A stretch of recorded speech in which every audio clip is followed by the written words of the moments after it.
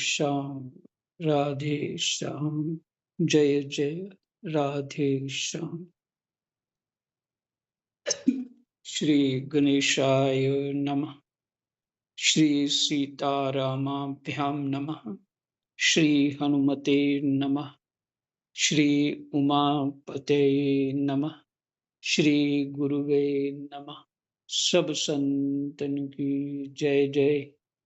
जय जय सीताराम राधे श्याम।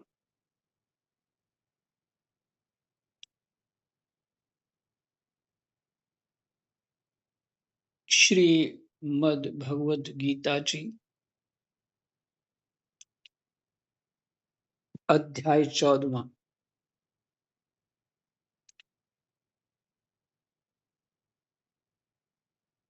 संख्या 20।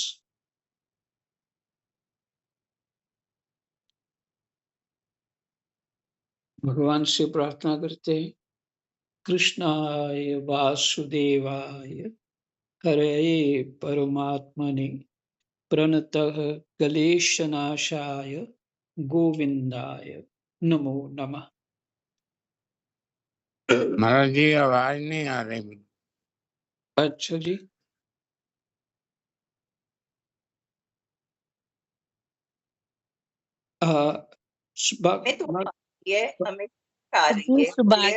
उनके फोन में उनके वहां पे डिस्टरबेंस होएगी। हाँ, आपके डिस्टरबेंस। संख्या 20। देहधारी विवेकी मनुष्य देह को उत्पन्न करने वाले इन तीनों गुणों का अतिक्रमण करके जन्म मृत्यु और वृद्धावस्था रूप दुखों से रहित हुआ अमरता का अनुभव करता है।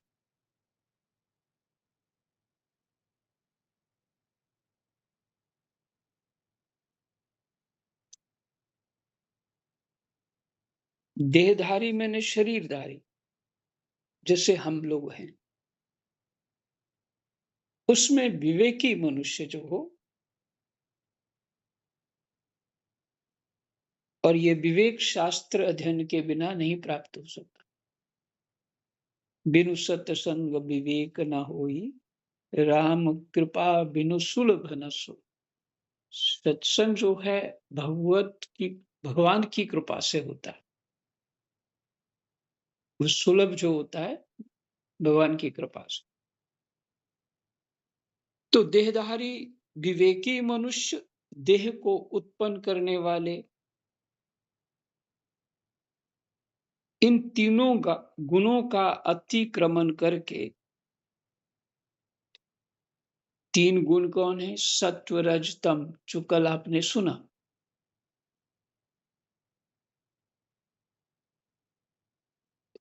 इनका अतिक्रमण क्या करना है? ना सत्व गुण में स्थापित होना है, ना रजोगुण में, ना तमोगुण में। तो ऐसा हो नहीं सकता कि हम अतिक्रमण कर जाएं, क्योंकि शरीर है। शरीर में मछली जैसे जल से बैर नहीं कर सकती ना, कि मैं नाराज हो गई जल से तो मैं पृथ्वी पे रहूंगी, जल में नहीं रहूंगी।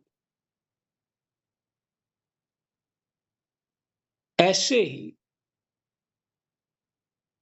हम प्रकृति स्वरूप ही हैं, जो अभी बात कर रहे हैं, सुन रहे हैं,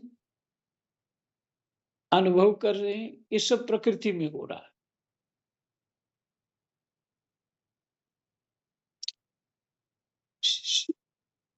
जो जो शरीर की प्रक्रियाएं होती हैं,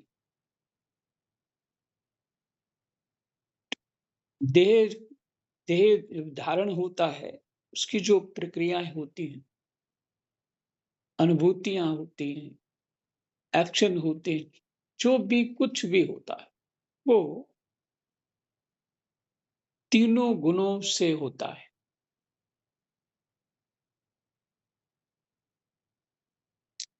इन तीनों गुणों की हलचल एक दूसरे से उन गुणों में बरतते रहते हैं, अर्थात भिड़ते रहते हैं। ये तीनों गुण ऐसे हैं कि इनकी आपस में बनती नहीं। जिनकी आपस में बनती नहीं है वही संसार है। ये तीनों एक दूसरे के विरुद्ध रहते हैं। बस इसी हलचल से, इसी क्षोभ से संसार उत्पन्न हो गया है। तो इन गुणों का अतिक्रमण कैसे कर पाएंगे? तो संभव नहीं। कि हमारी मन में, बुद्धि में तो गुण ही है, शरीर में भी गुण है।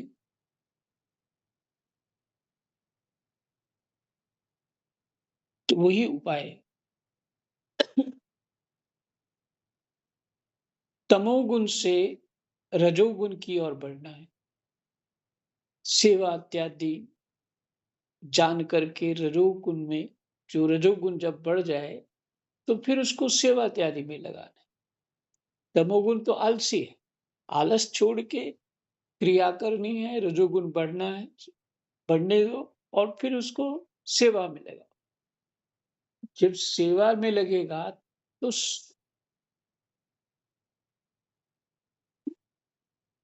रजोगुणी साधना का आश्रय लेगा, सेवा करेगा और सत्संग सुनेगा, तो धीरे धीरे सत्वगुण बढ़ेगा। सत्वगुण बढ़ने पर साधना करते करते जब विशेष स्थिति हो जाती है तो वैसे ही सिद्धियां भी प्राप्त हो जाती हैं और साथ में सुख बहुत रहता है। सुख बहुत रहता है, प्रसन्न चित्त रहता है उसका सत्वगुण में। अब कहते हैं यहां भी विश्राम नहीं करना, इसको भी छोड़ दो। भगवान के भजन साधन में तन्मय हो जाओ। माने दूध में पानी जिसे मिला दिया जाए तो वो दूध हो जाता है। ये स्थिति आ जाए, अपने शरीर को भी भूल जाएं तो हम गुणातीत हो गए, हमने अतिक्रमण कर दिया। ये शब्द है। जब साधक अतिक्रमण कर जाता है और जन्म मृत्यु और वृद्धावस्था रूप दुखों से रहित हुआ अमरता का अनुभव करता है। ये है अमरता का अनुभव, तीनों गुणों से उठ जाना। साधना के बिना, भगवान के से प्रार्थना किए बिना ये संभव नहीं।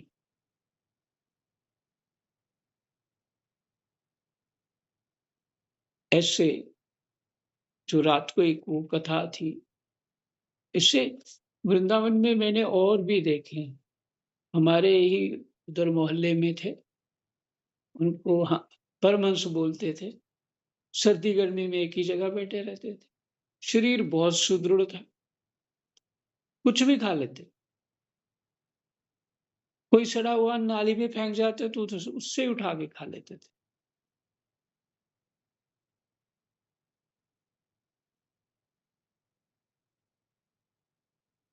तो एक बार मैं अपनी वो गाड़ी से जा रहा था, वो रास्ते में अचानक आ गए और मेरी गाड़ी के बोनट पे पैर रख दिया। तो पता नहीं क्या बोलने लगे, बहुत कुछ बोल रहे थे। मुझे लगा कि नाराज है मेरे से। बोलने लगे तो गाड़ी का बोनेट का जो गर्म था तो उनको गर्म लगा, पैर पीछे कर लिया, खड़े हो गए। बस फिर मैं निकल गया। और एक बार मेरी कुटिया में ही आ गई, सुनीता जी थे तब। रात को आ गई और फर्श के ऊपर सर्दियों में अंदर हॉल में बैठे, वहीं सोए, वहीं बैठे। खाने को दिया तो नहीं खा रहे थे। फिर बाद में थोड़ी पता नहीं कितनी देर बाद उन्होंने खुद खा लिया उसको और सवेरे होते ही खुद ही दरवाजा खोला और निकल गए।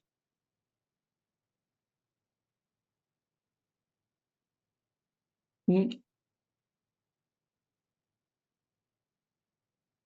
हाँ, इन लोगों को सेवा कर पाना कठिन है।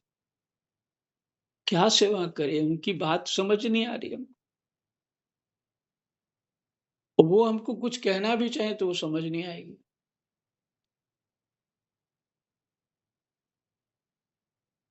हुँ। इस तरह से 1-2 बार मेरी माताजी उनको जाके खाना खिलाई। खाते नहीं हैं, पर वो गई तो उसने पास में बैठ गई और महात्मा जी खाओ, अपनी डोगरी भाषा में बोले महात्मा जी खाओ। तो चाचा जी बोले मैंने बोला तो वो खाने लग गए। तो खा लिया उन्होंने, अपनी वो थाली-वाली उठा के ले आई। रोड के ऊपर ही, वहाँ खूब ट्रैफिक रहता है। तो ऐसा हुआ। तो सर्दी-गर्मी में वो रोड के ऊपर ही बैठे रहते थे, बरसात में भी रोड के ऊपर ही बैठे रहते। ऐसे पैरों के ऊपर, कभी नीचे, कोई उड़ा देता तो वही स्थिति थी कि सर्दी-गर्मी में कोई उड़ा देता तो वो नीचे गिरा हुआ खुद ऐसे ही बैठे रहेंगे। और कभी-कभी बंदर उनके कप वो जो ओढ़ लेते सर्दी बंदर ही खींच लेते उनको और ले जाते ऊपर, बैठ जाते। तो ये प्रभु लीला है। तो गुणातीत को फ़र्क नहीं पड़ता। वही जन्म मृत्यु को जीत लेता है।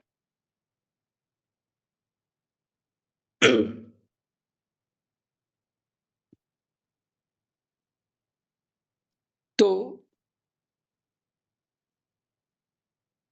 संख्या 21 गुणातीत जीव का जब तक चित्त परमात्मा में प्रेम पूर्ण हो जाए तभी गुणातीत समझिए उसको। देखो फिर वो करमेती बाई याद आ गई।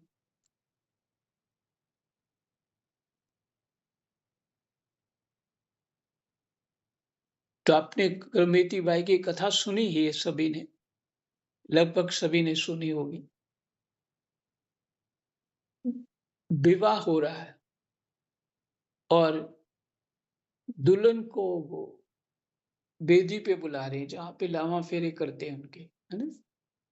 और ऊपर उसका श्रृंगार हो चुका है, वो खड़ी है कि मैं क्या करूं, इस संसार में प्रवेश करूं कि भगवान के भजन में लग जाऊं, क्या करूं? उसको असमंजस था। लेकिन वो पिताजी उनके पंडित थे, तो उनको राजा के पंडित थे, तो उनको कथाएं सुनाते रहते थे। तो चित्त ये हुआ कि नहीं, इस संसार में मैं फंस गई, तो इन सब से मुझे आसक्तियां होगी।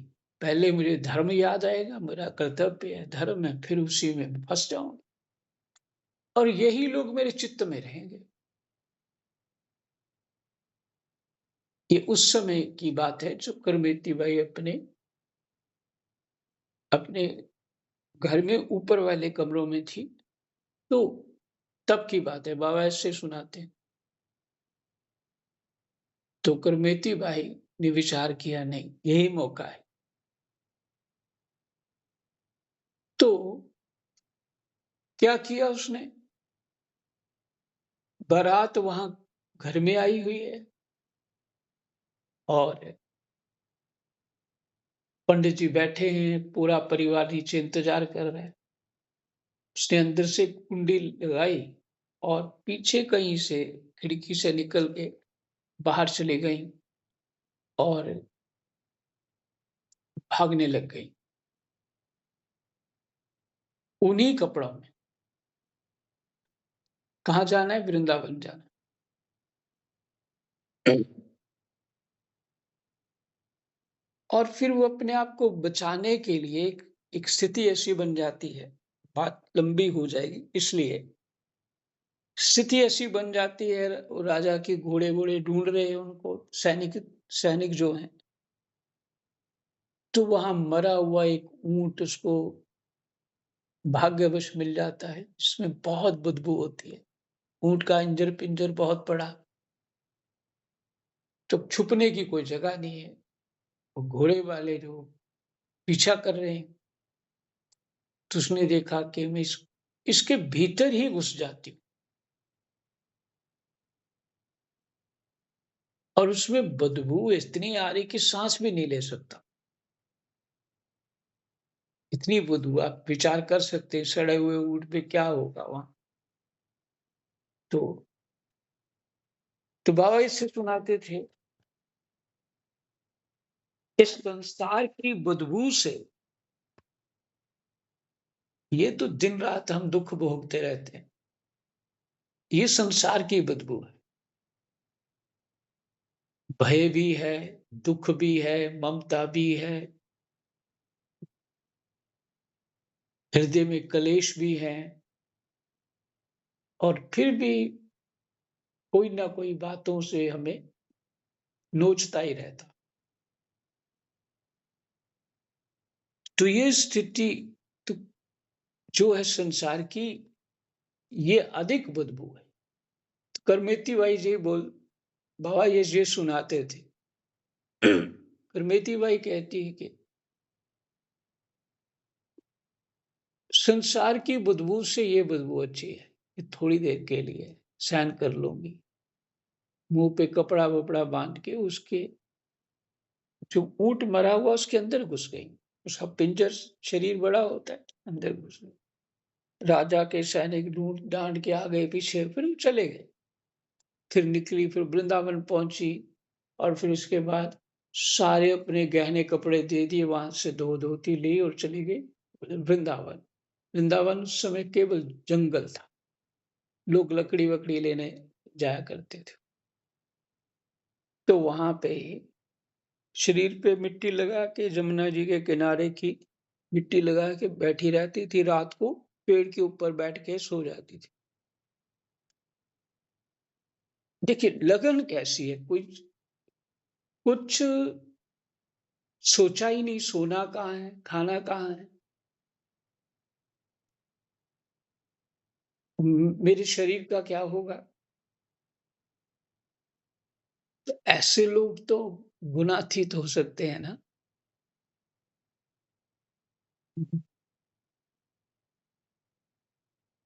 हमने मोहवश सबको पकड़ा हुआ है, इनको भी साथ ले जाएंगे आगे, और खुद चल नहीं पा रहे। ऐसी स्थिति जो है, भगवत प्रेम में डूबा हुआ जीव गुणातीत हो सकता है। वो कैसे नहीं होगा। तो करमेती बाई ने दिखाया। ऐसे ही मीरा जी हैं, रैदास इत्यादि महापुरुष जितने हुए सुस्तर के हैं वो लोग।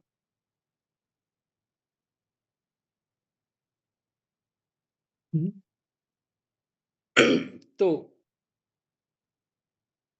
लक्ष्य है गुणातीत साधना के द्वारा परमात्मा में रम जाना, और गुणातीत सहज हो जाता है जी, कुछ करना नहीं पड़ता उसके लिए।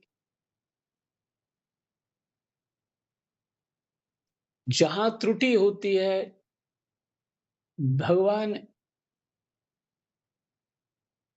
और जो संत लोग जिनकी दिव्य स्थिति है, भगवान के प्रेमियों की रक्षा करते रहते हैं।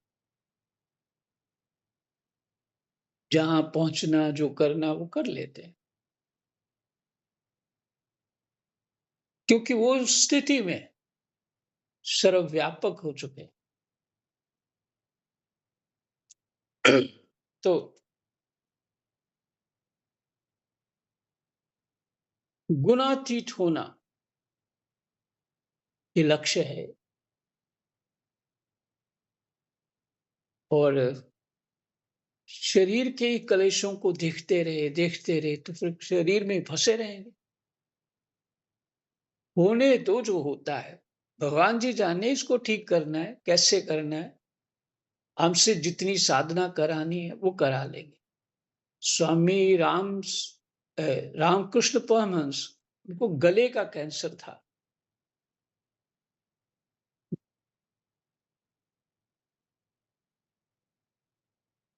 तो गले के कैंसर होते हुए और माँ देवी से बात करते रहते थे, पर उन्होंने माँ को नहीं कहा ये बात कि मेरा कैंसर ठीक कर दो।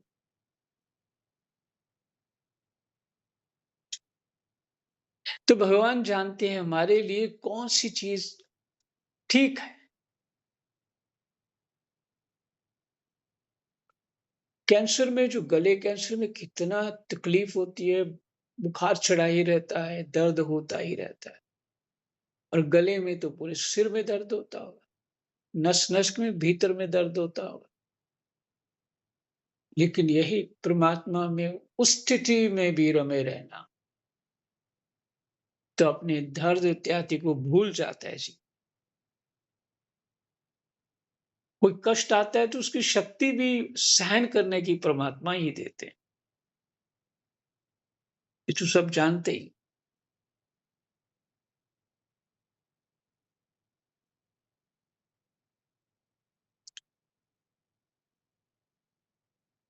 तो भगवान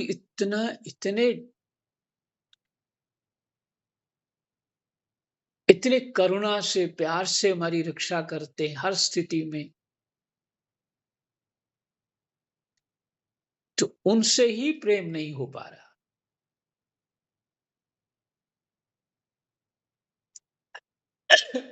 उनसे ही संबंध नहीं बन पा रहा।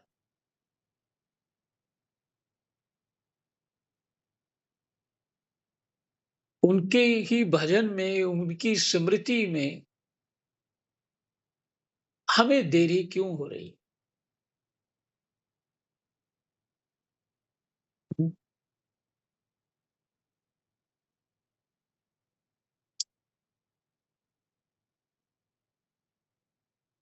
विचार करना है। संख्या 21। अर्जुन बोले, हे प्रभु, इन तीनों गुणों से अतीत हुआ मनुष्य किन लक्षणों से युक्त होता है? जो गुणों से पर हो जाता है, गुणों से अतीत हो जाता है,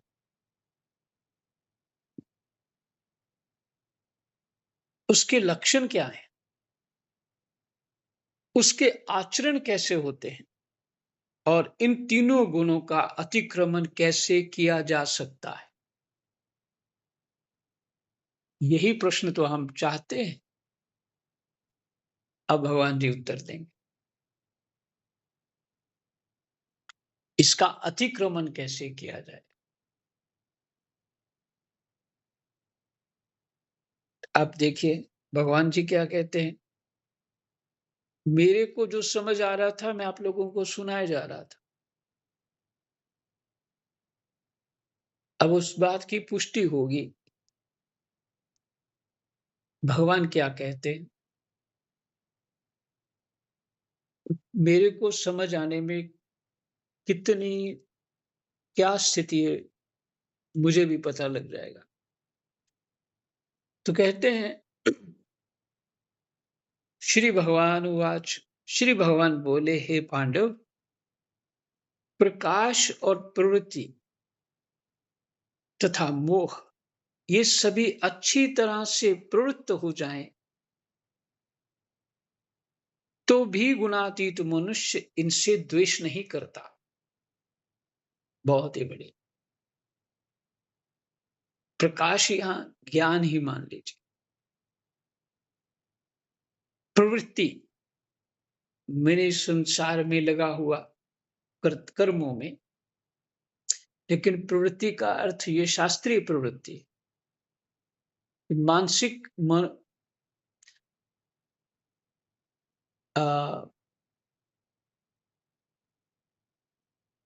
को प्रसन्न रखने वाली, माने मन के अनुसार जो मन में को अच्छा लगता है, वो वाली प्रवृत्ति नहीं है।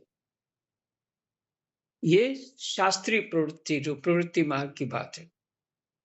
तथा मोह, ये सभी अच्छी तरह से प्रवृत्त हो जाएं तो भी गुणातीत मनुष्य से द्वेष नहीं करता।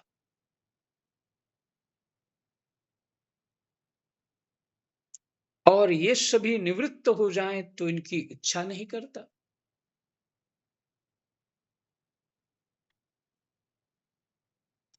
द्वेष नहीं करता, इच्छा नहीं करता।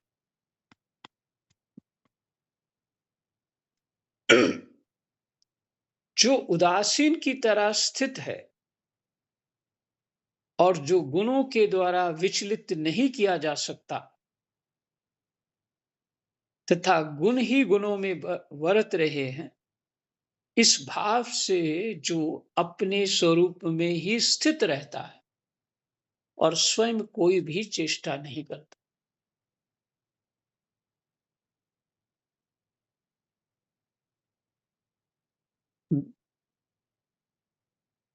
उदासीन की तरह स्थित रहता है। उदासीन में वैराग्य जो होता है, संसार के से कुछ कामना ही नहीं, कुछ कामना नहीं, क्योंकि उसको पता है ये प्रकृति है, जड़ प्रकृति है और ये गुणों से चलती है, और गुण जो हैं वो इसको उलझाए रखते हैं। तो इसके सुख और दुख व्यर्थ हैं, यहाँ की शान व्यर्थ है, और इतना ही नहीं, यहाँ का धर्म भी व्यर्थ है। धर्म का फल एक ही है, अंतःकरण की शुद्धि। धर्मते विरति, मैंने वैराग्य। वैराग्य कब होगा? अंतःकरण की शुद्धि होगी कि नहीं चाहिए कुछ मेरे को, मैं अपने आप में से प्रसन्न हूं, मेरे को कुछ नहीं चाहिए। इसी को उदासीन कहा है। धर्म ते विरति योग ते ज्ञान, कर्म योग, भक्ति योग, ज्ञान योग से ज्ञान, वास्तविक स्थिति का पता चलता है। तो यहां भगवान कहते हैं जो उदासीन की तरह स्थित है और जो गुणों के द्वारा विचलित नहीं किया जा सकता, माने सुख दुख से भी वो विचलित नहीं होता।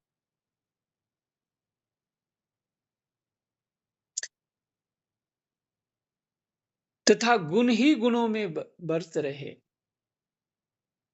शरीर तो मैं हूं ही नहीं, शरीर में 3 गुण है और 3 गुण व्यवहार जो हो रहा है, बरत रहे हैं, सुख दुख जो हो रहा है वो उसमें हो रहा है, मेरे में कुछ नहीं हो रहा।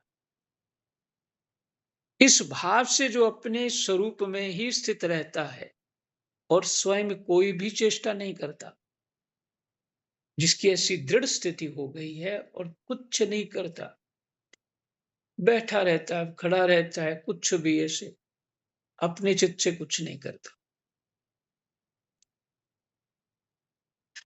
ये लक्षण है गुणातीत का जो बता रहे।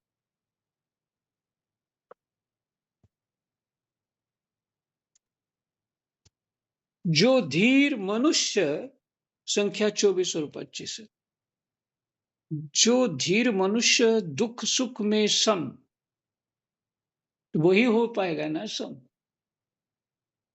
जिसको प्रकृति और पुरुष का ज्ञान हो गया है, समझ लिया है प्रकृति क्या है, पुरुष क्या है। फिर से कहूं, प्रकृति जो कुछ दिख रहा है, सुन रहा है, गो गोचर जहां लग माया, ये सब प्रकृति, और हमारा आत्म तत्व स्वरूप ही पुरुष है। क्षेत्रज्ञ जो है वो आत्मा है, क्षेत्र शरीर है। जो धीर मनुष्य दुख सुख में सम, क्योंकि बुद्धि में क्या है?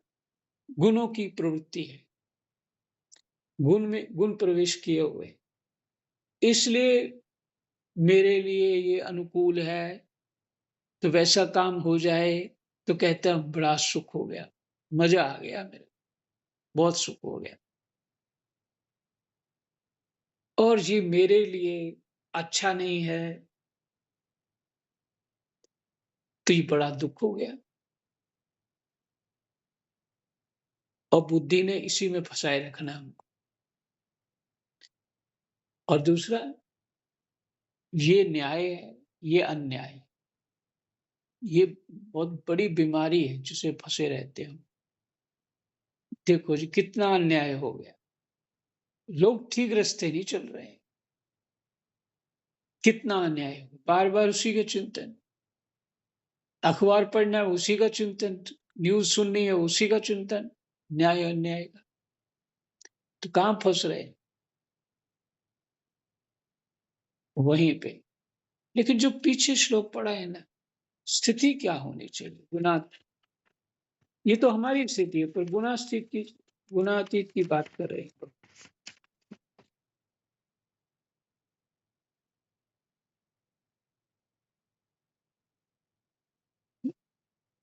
हाँ, ये है, हे पांडव, प्रकाश और प्रवृत्ति तथा मोह, ये सभी अच्छी तरह से प्रवृत्त हो जाएं उसमें, तो भी गुणातीत मनुष्य इनसे द्वेष नहीं करता। अर्जुन की क्या स्थिति है? प्रकाश और प्रवृत्ति और मोह हो रहा है। प्रकाश तो यही है कि मैं अधर्म ना कर बैठूं, इसलिए वो असमंजस में आ गए, कार्पण्य दोष आ गया। प्रकाश और प्रवृत्ति, तुम्हें ये युद्ध करना ही है तो ये प्रवृत्ति है, तथा मोह, ये अपनों का मोह ही होता है, बेगानों का कोई मोह नहीं होता, कोई परेशानी नहीं होती बेगानों से, अपनों से ही सब कुछ होता है। ये सभी अच्छी तरह से उस ज्ञानी, उस गुणातीत में प्रवेश कर जाएं, तो वो उनसे द्वेष नहीं करता, ये अच्छे नहीं है। और निवृत्त हो जाएं तो इच्छा नहीं करता कि मेरे अंदर कोई गुण नहीं है, इससे उसको कोई अर्थ नहीं। इसलिए देखना, सिद्ध महापुरुष भी ऐसे हैं, जिसे भगवान राम ने युद्ध किया। और एक और प्रसंग है,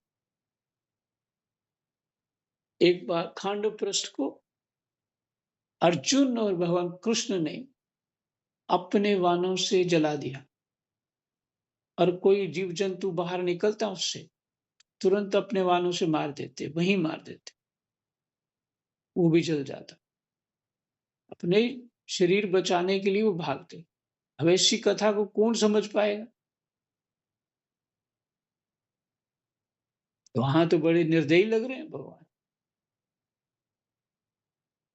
इसलिए गुणातीत जो है, उसकी स्थिति जो है, ये इस गुण दोष धर्म पे नहीं होती है।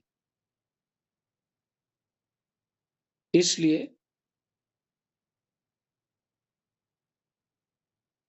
मान अपमान सुख दुख, इन सबसे वो परे होता है।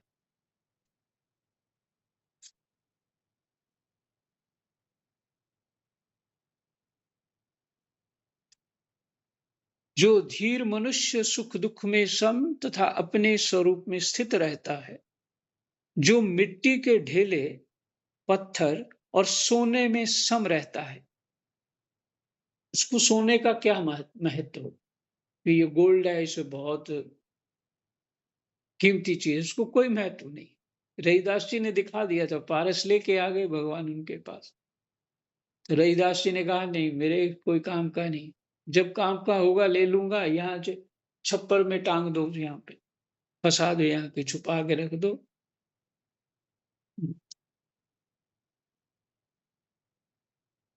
जो प्रिय अप्रिय में सम रहता है, जो अपनी निंदा स्तुति में सम रहता है, जो मान अपमान में सम रहता है, जो मित्र शत्रु के पक्ष में सम रहता है और जो संपूर्ण कर्मों के आरंभ का त्यागी है, वह मनुष्य गुणातीत कहा जाता है।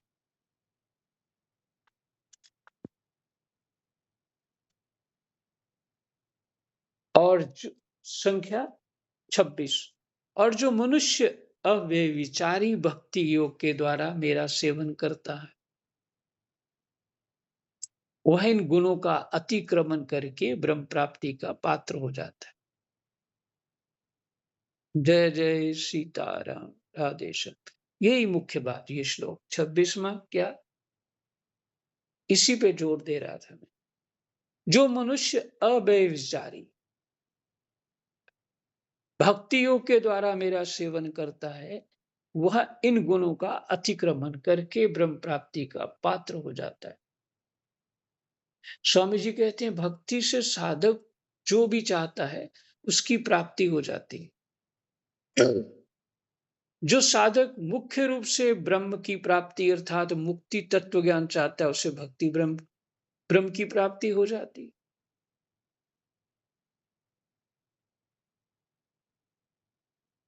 स्वामी जी कहीं और ले गए,